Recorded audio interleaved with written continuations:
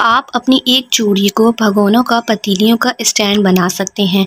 कोई भी इस तरह की मोटी चूड़ी ले लें और गरम भगोने जो हमें परेशानी होती है फ्रिज में या टेबल पे रखने के लिए, तो हम इस चूड़ी की मदद से उन भगोनों को आराम से अपने टेबल और फ्रिज में रख सकते हैं। किस तरह से, चलिए मैं बताती हूँ। अब आपने ये चूड़ी इस तरह से टेबल पे करके रखनी है और जो भी गरम भगोना आप इसके ऊपर रखना चाहें वो इस तरह से करके आप टेबल के ऊपर पहले चूड़ी को या कड़े को रखें, मोटा रखें ताकि वो भगोने का वज़न को सहार सके। तो उसके बाद आप इसके ऊपर भगोना रख दें। आप इस तरह से अगर चाहें तो फ्रिज में भी करके रख सकते हैं। इससे आपकी टेबल, आपको ये ख़तरा होता है कि शीशे पे इतना गर्म भगोना रखेंगे तो कोई मसला ना हो, कुछ ना हो। तो इस वजह से आप आराम से ये मोटी चूड़ी कोई भी कड़ा टाइप इस तरह से फ्रिज में भी करके आप गरम भगोने रख सकते हैं। इसी तरह से अपनी टेबल पे या जहाँ चाहें आप इस तरह से कड़े की मदद से भगोना गरम इस तरह से रख करके रख सकते हैं। दोस्तों, मोज़े जो होते हैं जब भी हम बच्चे उतारते हैं या हमारे बड़े जब भी हम उतारते हैं तो हम इधर उधर मोज़ों को डाल देते हैं और उसके बाद ये होता है कि कोई एक आध मोज़ा जोड़ी का ज़रूर खो जाता है और जिसकी वजह से हमें परेशानी होती है। धोते वक्त भी नहीं मिलता, एक ही मिल रहा होता है और जोड़ी नहीं मिल रही होती और फिर परेशान होते हैं कि मोज़े खो गए। तो मैं इसके लिए आपके लिए बहुत ज़बरदस्त सी छोटी सी टिप लेकर आई हूँ कि जब भी आप मोज़ों को उतारें तो एक मोज़ा दूसरे मोज़े के अंदर इस तरह से डाल के छोड़ दें। इससे ये होगा कि आपके दोनों मोज़े एक तरफ हो जाएंगे और धुलेंगे भी तो आराम से धुल जाएंगे और धुलते वक्त आराम से आप इसको इस तरह से अलग अलग करके और धो सकते हैं। ये बहुत ही छोटी सी टिप है लेकिन बहुत ही यूज़फुल टिप है। अपने बच्चों को भी ये टिप सिखाएं कि जब भी वो कहीं से, स्कूल से, बाहर से, कहीं से भी आएँ तो इस तरह से एक के अंदर एक मोज़ा करके डाल दें ताकि मोज़े कहीं गुम ना हो और धोते वक्त भी आसानी से मिल जाएँ आपको और पहनते वक्त भी कोई परेशानी ना हो कि भाई हमारा एक मोज़ा कहाँ चला गया और दूसरा मोज़ा कहाँ है। तो ये छोटी छोटी बातें आप खुद भी अपनाएं और अपने बच्चों को भी इन छोटी छोटी टिप्स की आदत डालें, उनको भी सिखाएं कि ये बहुत आसान है। आए और मोज़े, जो भी मैले मोज़े हैं आप उनको इस तरह से डालें और धोते वक्त आप उनको इसको अलग करके इस तरह से मशीन में धो लें। आसानी रहेगी और मोज़े खोएंगे भी नहीं, क्योंकि मोज़ों के हमेशा मसला होता है कि जोड़ी में से एक मोज़ा ज़रूर खो जाता है। तो ये ट्रिक आप ज़रूर आजमाइए, ज़रूर इस्तेमाल कीजिए इसको। ये बहुत यूज़फुल छोटी छोटी टिप्स होती हैं जो बहुत यूज़फुल होती हैं, तो ज़रूर ट्राई करिएगा और अपने बच्चों को भी ये सिखाएं कि इस तरह से मोज़ों को रखें ताकि मोज़े भी आपके सेफ़ रहें। और बात की परेशानी से बेहतर है कि आप छोटी सी एक अपना 5 सेकंड का काम है जो आप कर लें, जिससे आप बात की परेशानी से बच सकेंगे और आपके मोज़े भी नहीं खोएंगे। जब भी मोज़ों को तय करें तो इस तरह से पेयर बना के रखें ताकि मोज़ों का पेयर जो है वो अलग अलग ना हो और आपको जब आप पहनने खड़े हों तो परेशानी ना हो। मोज़ों को इस तरह से फ़ोल्ड करके अपनी अलमारी में रखें। ये देखें, बहुत आसान सी और बहुत छोटी सी टिप है। इस तरह से फ़ोल्ड करें और एक हिस्सा मोज़ों का इसको इस तरह से डालें।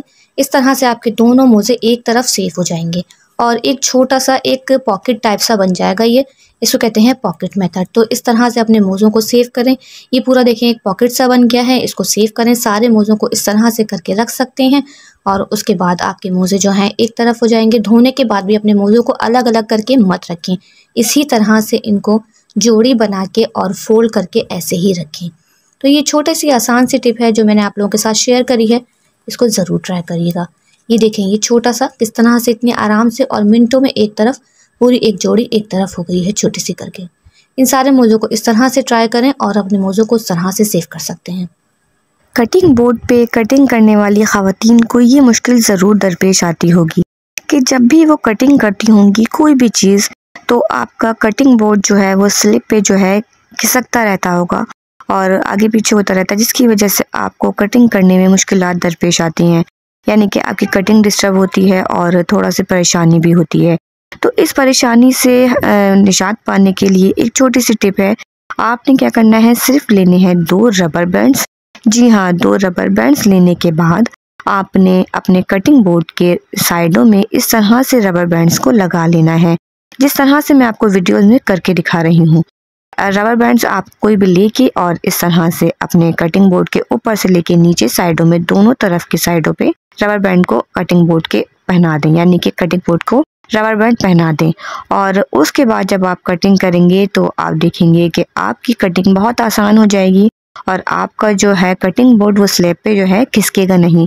रबर बैंड की वजह से जो है ये स्लैब के ऊपर जो है फिक्स हो जाएगा क्योंकि रबर बैंड की जो ग्रिप है वो इसको स्लिप के ऊपर खिसकने नहीं देगी। तो ये टिप ज़रूर ट्राई करिएगा। जो भी ख़वातीन कटिंग बोर्ड पे काम करती हैं वो इस टिप को ज़रूर ट्राई करिएगा और मुझे बताइएगा कि ये टिप उनके लिए कितनी यूज़फुल रही। और कमेंट में मुझे ये भी बताइए कि कटिंग करते वक्त क्या आप भी इस परेशानी को फेस करते हैं या नहीं। तो जब भी हम चूल्हे पे कोई काम करते हैं तो अक्सर औरतों के हाथ जल जाते हैं काम करते में।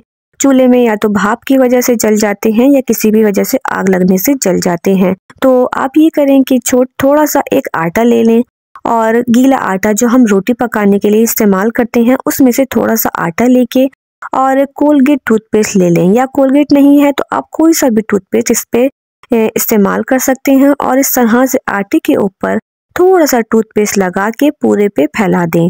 और उसके बाद आप क्या करें कि जहाँ भी आपकी उंगली जली है या जहाँ से भी आपका हाथ जला है, आप इस तरह से आटे को अपनी उंगली पे कवर करके पहना दें। आटे के अंदर ठंडक ज़्यादा होती है तो ये बहुत देर तक आपको, जैसे हमारा दिल चाहता है जब हाथ जल जाता है कि ठंडा ठंडा पानी डालें, तो आटे के ज़रिए आपको ठंडक मिलती रहेगी और कोलगेट से ये होगा कि इसमें आपके छाला नहीं पड़ने देगा। तो ये बहुत ज़बरदस्ती टिप है। अपने किचन में काम करते वक्त अगर आपका हाथ जल जाए तो इसको ज़रूर ट्राई करिएगा। नेक्स्ट टिप मेरी ये है कि जब भी हम रोटी पकाने के लिए तवा चूल्हे पे रखते हैं और फिर हम पेड़े वगैरह बनाने लग जाते हैं और उसके बाद हमें पता नहीं चलता कि हमारा तवा जो है बहुत ज़्यादा गर्म हो गया है और हम इसके ऊपर रोटी डाल देते हैं या पराठा जो भी डालते हैं वो हमारा जल जाता है।